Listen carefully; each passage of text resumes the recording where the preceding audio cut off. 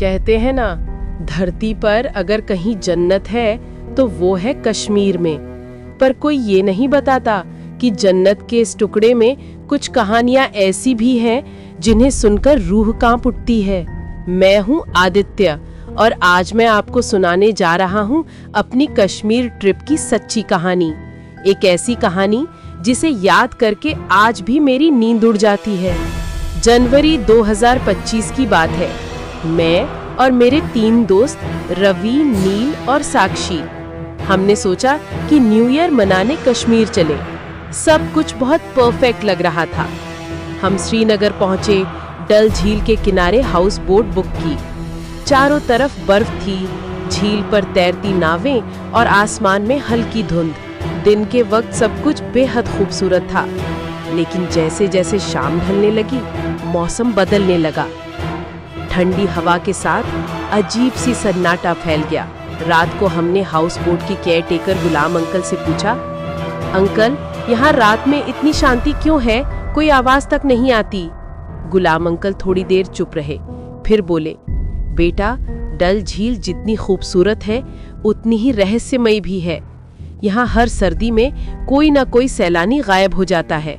हम सब हंस पड़े, लगा मजाक कर रहे हैं, पर उनके चेहरे पर कोई मुस्कान नहीं थी। रात करीब 12 बजे हम सब हाउस बोट के डेक पर बैठे थे। बर्फ गिर रही थी, चांद धुंध के पीछे छिपा था। अचानक झील के बीच से किसी औरत के गाने की आवाज आने लगी, धीमी पर बेहद दर्द भरी।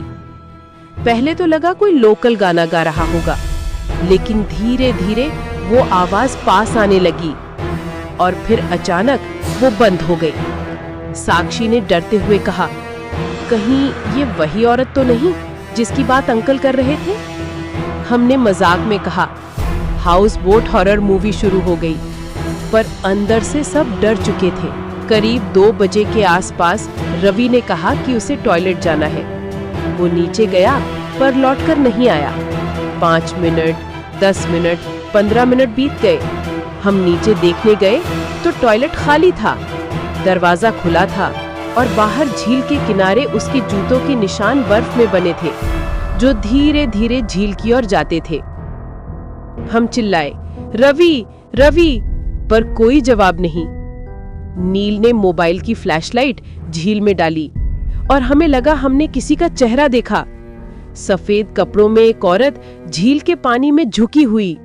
हम तुरंत गुलाम अंकल को बुलाने भागे। वो आए और बोले, मैंने कहा था बेटा, रात में झील के पास मत जाना। उन्होंने कहा कि ये औरत सालों पहले यहाँ अपने मंगेतर के साथ डूबी थी। हर सर्दी में वो किसी न किसी को अपने साथ खींच ले जाती है। सुबह तक पुलिस को बुलाया गया। रवि का कोई पता नहीं चला, बस झील के पानी में उसका एक दास्ताना मिला। हमने ट्रिप वहीं खत्म की। नील और साक्षी महीनों तक उस सदमे से बाहर नहीं आए।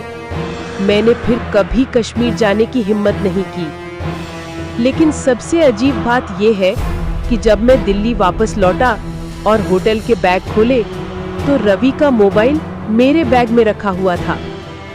स्क्रीन टूटी हुई थी, पर जब मैंने उसे ऑन किया तो उसमें आखिरी फोटो खुली थी। डल झील के बीच में एक औरत का चेहरा सीधा कैमरे की तरफ देख रहा था। शायद कुछ जगहें सिर्फ घूमने के लिए नहीं बनी, कुछ जगहें अपनी कहानियां खुद लिखवाती हैं। अगर कभी कश्मीर जाओ तो डल झील के पास रात में मत रुकना, क्योंकि वहां अब भी कोई है जो अपने अधूरे प्यार की तलाश में भटक रही है। अगर आपको ये स्टोरी पसंद आई तो चैनल को सब्सक्राइब जरूर